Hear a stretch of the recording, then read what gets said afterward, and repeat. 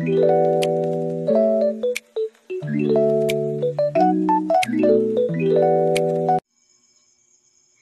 day everyone.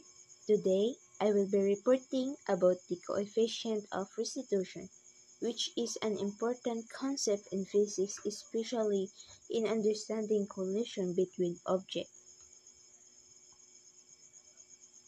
So, the objective for today is to apply the concept of restitution coefficient in collision. To start with, what is restitution coefficient?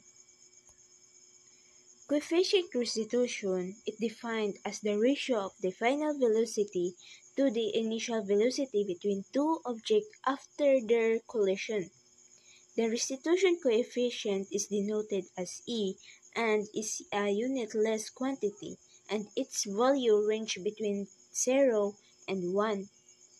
The coefficient of restitution is also a measure of how bouncy or elastic collision is. In a simple term, it tells us how much energy is conserved when two objects collide. So, this picture shows what happened before and after a collision between two balls, a red ball and a blue ball. Before collision, the red ball is moving to the right side with initial velocity 1. The blue ball is moving left side with initial velocity 2.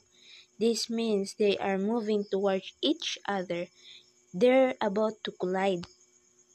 After collision, the red ball now moves right side with final velocity 1. The blue ball moves left side with final velocity 2. This shows that after colliding, they bounce off each other and move in opposite direction. So the coefficient of restitution formula. The formula to calculate the coefficient of restitution is rather straightforward. Coefficient restitution is equals to V over U, which is V is the speed of the object after impact and U is the speed of the object before impact. The coefficient of restitution always satisfies E greater than 0 and E less than 1. The collision is partially elastic, meaning some energy is lost as sound, heat, or deformation. When E is equal to 0, the ball remains in contact after the collision. The collision is perfectly inelastic, which means the objects stick together after impact. When E is equals to 1, the collision is elastic. There is no loss of kinetic energy. For example, when a rubber ball bounces on the floor, it doesn't reach the same height each time. That's because some energy is lost, so its coefficient of restitution is less than 1. However, when two steel balls collide, they bounce off with very little energy loss, meaning their coefficient of restitution is close to 1. When considering a one-dimensional collision of two objects, A and B, the coefficient restitution could be calculated in E is equal to final velocity of B minus final velocity of A over initial velocity of A minus initial velocity of B. So, here's the example. A billiard ball rolled toward another stationary billiard ball. Ball 1 is moving at 3 meters per second. After they collide, ball 1 slowed down to 0.5 meters per second and ball 2 start moving at 2.5 meters per second in the same direction as ball 1 was initially moving. What is the coefficient of restitution for this collision? The given is final velocity 1 is equal to 0.5 meters per second and the initial velocity 1 is 3 meter per second. The initial velocity 2 is 0 meter per second, and the final velocity 2 is 2.5 meter per second. So the formula is E equals to V2F minus V1F over V1I minus V2I. So let's compute. E equals to 2.5 meter per second minus 0.5 meter per second is equals to 2.0 meter per second. While 3 meter per second minus 0. meter per second is equal to 3. And 2.0 meter per second divided by 3 meter per second equals to 2 over 3. The answer is the coefficient of restitution for this collision is 2 over 3 or approximately 0.60. Other example.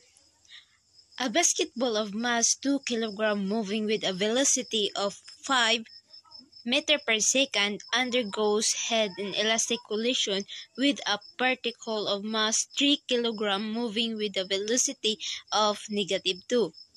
After collision, the basketball moves with a velocity of 1.6 meter per second in the negative x direction. Calculate the final velocity of the second particle after collision. Also, calculate the coefficient of restitution. The given is M1 equals 2 kg, M2 equals 3 kg. V1 equals negative 1.6 meter per second. U1 is equal to 5 meter per second, and U2 is equals to negative 2 meter per second. So, let's go on to the V2. Let's find out what is the answer of V2. The formula to find V2 is M1 U1 plus M2 U2 equals M1 V1 plus M2 V2. So, 2 times 5 equals 10. 3 times negative 2 equals negative 6. 2 times negative 1.6 equals negative 3.2 plus 3 kilogram. 10 kilogram meter per second minus 6 kilogram meter per second is equal to 4 kilogram meter per second equals negative 3.2 kilogram meter per second plus 3 kilogram V2. Let's transpose the negative 3.2 to other side. So the result is 4 plus 3.2 equals 3V2. And the answer of V2 equals 7.2 over 3. To calculate the coefficient of restitution, the formula is E equals to negative V2 minus V1 over U2 minus U1. Let's solve it. Negative 2.4 meter per second and negative 1.6 meter per second. Negative times negative equals positive, and 2.4 plus 1.6 equals to 4.0, and negative 2 meter per second times 5 meter per second is equal to 7.0. So the final answer is V2 equals 2.4 meter per second, and the coefficient of restitution is equal to 0.5714 or 0.57. And that's all. Thank you for watching, and don't forget to like, share, and subscribe to our